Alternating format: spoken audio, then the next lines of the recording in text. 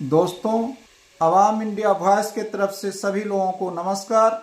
शिक्षा पर गंभीर खतरे, अन्यायपूर्ण भेदभाव के खिलाफ प्रेस क्लब ऑफ इंडिया में प्रेस कॉन्फ्रेंस हो रहा है।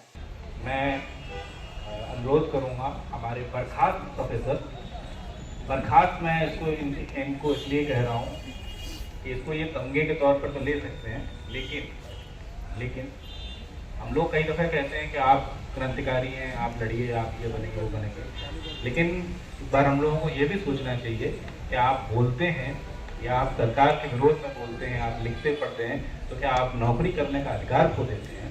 क्यों आपको नौकरियां नहीं मिलनी चाहिए?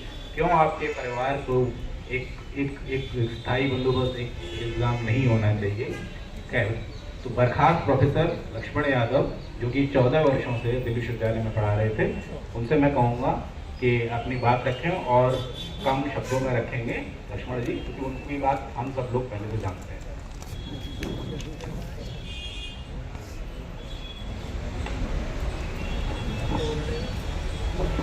बहुत शुक्रिया मयंक जी। और इस प्रेस कॉन्फ्रेंस में शामिल सभी तमाम विश्वविद्यालयों के प्रोफेसर्स, हमारे प्रोफेसर्स होने के साथ साथ मेंबर ऑफ पार्लियामेंट भी हैं, और उसी विश्वविद्यालय से जो लोग बने हैं वो सारे लोग इसमें साथ आए हैं। आप सबका बहुत शुक्रिया और प्रेस के साथियों का भी अभिवादन कि ऐसे वक्त में आप तमाम तरह की मिमिक्री छोड़ करके देश के सबसे संवेदनशील मुद्दे पर बात सुनने के लिए यहाँ आए हैं। हम उम्मीद करेंगे कि आपके जरिए ये पूरे देश तक इसका पैगाम जाए कि हम यहाँ क्यों प्रेस कॉन्फ्रेंस कर रहे हैं। आज के वक्त में एक सस्पेंडेड मेंबर ऑफ पार्लियामेंट बैठे हैं और आज मैं आपके बीच में एक एक्सपर्ट असिस्टेंट प्रोफेसर यानी निष्कासित असिस्टेंट प्रोफेसर आपसे अपनी बात कहने आया हूं। ये इस समय का माहौल है, इस देश का माहौल है।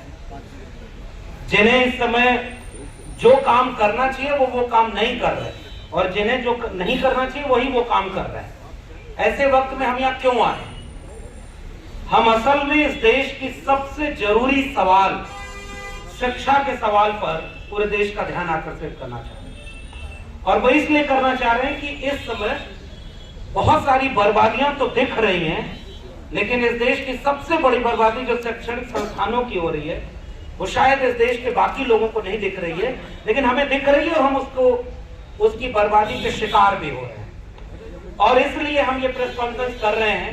हम इसके आखिर में फिर बात भी करेंगे कि इस प्रेस कॉन्फ्रेंस के बाद क्या होगा। फिलहाल मैं विश्वविद्यालय से निष्कासित किया गया और इसके पीछे क्या वजह है वो लिखित नहीं है, और जिन्हें हमारी जगह पर रखा गया उनकी मेरिट पब्लिक डोमेन में नहीं है। इस प्रेस कॉन्फ्रेंस से हम ये जानना चाहते हैं कि बतौर नागरिक या देश के बाकी लोग भी अगर इस बात से सहमत होंगे तो उन्हें भी ये जानने का हक है कि देश के केंद्रीय विश्वविद्यालयों में नियुक्ति प्रक्रिया ये कैसी है कि 4, 6, 10 लोग बैठ करके आखिर में निर्णय ले लेते हैं कि हम किसको नौकरी पर रख रहे हैं। और ये कोई सामान्य नौकरी नहीं, ये एक विश्वविद्यालय के प्रोफेसर की नौकरी है, सेंट्रल यूनिवर्सिटी के प्रोफेसर की नौकरी है, और जो इस कदर भ्रष्टाचार में लिप्त है कि वो किसी को भी चुन चुन कर नौकरी से निकाल रहे और अपने विचारधारा के लोगों को, अपने पार्टी के कैडर के लोगों को, और जिनकी मेरिट बेहद खराब है उनको अपने अनुशंसाओं पर नौकरी दे रहे हैं। और अगर ऐसा होता रहा, जिसके शिकार मैं अकेला नहीं, मेरे जैसे दिल्ली विश्वविद्यालय के तकरीबन 1000 प्रोफेसर हुए हैं, जो कोई 4 साल पढ़ाया, तो कोई 14 साल पढ़ाया, कोई 20 साल पढ़ाया, और 24 साल में पढ़ाने वाले लोग नौकरी से निकाल दिए गए। तो जो नियम कायदा बना है उसके शिकार तो वो लोग भी हुए जो कुछ नहीं करते थे, जिनकी मेरिट नहीं चेक की जाती। दिल्ली विश्वविद्यालय और देश के तमाम विश्वविद्यालयों में 1 मिनट, 1.5 मिनट, 2 मिनट के इंटरव्यू होते हैं, जिनमें कायदे से 2 सवाल भी नहीं पूछे जा सकते। लेकिन उस पर आपकी पूरी किस्मत का फैसला किया जाएगा। एकेडमिक मेरिट का कोई मतलब नहीं। बिहार सरकार में असिस्टेंट प्रोफेसर की नियुक्ति होती है तो 100 नंबर में से 85 नंबर एकेडमिक होते हैं जो लास्ट मेरिट में जुड़ते हैं। 15 नंबर का इंटरव्यू होता है। इंटरव्यू बोर्ड के सामने इंटरव्यू देने कौन आया इसकी कोई पहचान सार्वजनिक नहीं होती। और हमारे यहाँ चुन के रखा जाता है कि आजकल सुन रहे हैं दिल्ली विश्वविद्यालय में पर्चियां चल रही हैं।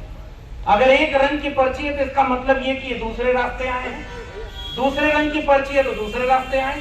इसलिए हमने जो प्रेस विज्ञप्ति में मांग बनाई, पहली ही बात है कि देश के विश्वविद्यालयों पर एक सरकारी विचारधारा का हमला हो रहा है और जो लोग उस विचारधारा से असहमत हैं उनको विश्वविद्यालयों से बेदखल किया जा रहा है। एक तरफ वो प्रोसेस फॉलो कर रहे हैं तो हमारे जैसे हजारों लोगों को बेदखल कर रहे हैं, और दूसरी तरफ जब वो अनैतिक होते हैं तो हमारी साथी डॉक्टर रितु की तरह झूठे आरोप लगाकर, गलत तरह के दस्तावेज लगाकर उन्हें बेदखल कर देते हैं। विश्वविद्यालय आज के तारीख में यहां पहुंचे हैं, अमृत काल चल रहा है, विश्वविद्यालयों का ये हाल है।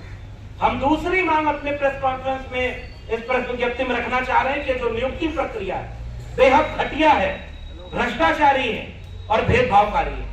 इसलिए हम इस तरह की तमाम चीजों के ऊपर गहरे सवाल खड़ा करना चाहते हैं। यह नियुक्ति प्रक्रिया बेहद कम मेरिट वाले लोगों को, मिसाल के तौर पर मैंने बाद में यह कहना शुरू किया कि मेरी मेरिट में एपीआई स्कोर 96 है। कुछ ऐसे भी लोग होंगे जिनका 98 होगा, 100 होगा, उनको निकाल करके 50 एपीआई, 52 एपीआई वाले किसी अपने प्रोफेसर के रिश्तेदार को, किसी पार्टी के कैडर को ये दिल्ली विश्वविद्यालय में अगर नौकरी दी जा रही है तो इसके दो सवाल हैं कि अगर नौकरी दी जाती है तो वो हमारी मेरिट चेक कर दी जाती है या हमारी विचारधारा देख कर दी जाती है। हम इस देश के नागरिकों की तरफ से ये सवाल देश की सरकार से पूछना चाहते हैं। और दूसरी बात, अगर मेरिट देख करके नौकरी दी जा रही है तो वो जो कम मेरिट के लोगों को असिस्टेंट प्रोफेसर आप यूनिवर्सिटीज में बना रहे हैं, आप लाखों बच्चों का भविष्य अंधकार में ढकेल रहे हैं। और अभी हमारी साथी एकेडमिक काउंसिल के मेंबर माया जी ने बताया भी, बच्चे लिख करके कंप्लेन कर रहे हैं कि इस टीचर को पढ़ाने नहीं आता, क्योंकि मेरी जगह भी जिन्हें नौकरी दी गई उन्हें स्कूल से ला करके वहां रख दिया गया। तो वो किसके लिए विश्वविद्यालय बर्बाद किए जा रहे हैं? जो बच्चे वहां पढ़ रहे हैं। और उसके बाद हमने ये सवाल उठाया कि तमाम तरह के भेदभाव किए जा रहे हैं, पाठ्यक्रम बदले जा रहे हैं। न्यू एजुकेशन पॉलिसी कहती है कि 40% सिलेबस ऑनलाइन मोड में चला जाएगा। उसके बाद वो कह रहे हैं कि स्वयं ऐप के बाद हेपा बनेगा, लोन लेकर के आप पढ़ाई करेंगे। अगर आपकी जेब में पैसा है तो पढ़ाई कर सकते हैं।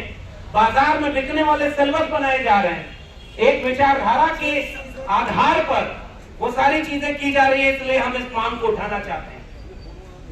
90 के बाद ये आखिरी बात कहूंगा, क्योंकि बाकी बहुत सारे लोग मेंबर ऑफ पार्लियामेंट हमारे बीच में हैं, विश्वविद्यालयों से जुड़े हुए लोग हैं। बहुत ज्यादा बातें न कर करके आखिरी बात, पूरे देश में शिक्षा व्यवस्था चौपट हो रही है।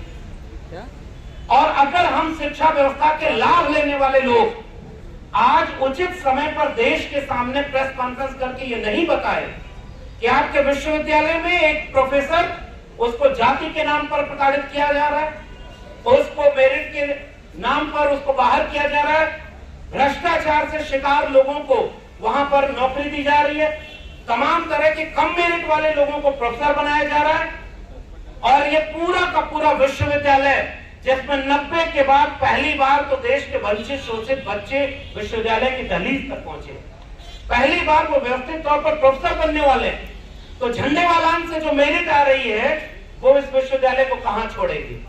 और हम ये आरोप लगाना चाहते हैं इस प्रेस कॉन्फ्रेंस के जरिए कि क्यों न इंटरव्यू बोर्ड में जो लोग बैठ रहे हैं उनके फोन कॉल की रिकॉर्डिंग चेक की जाए।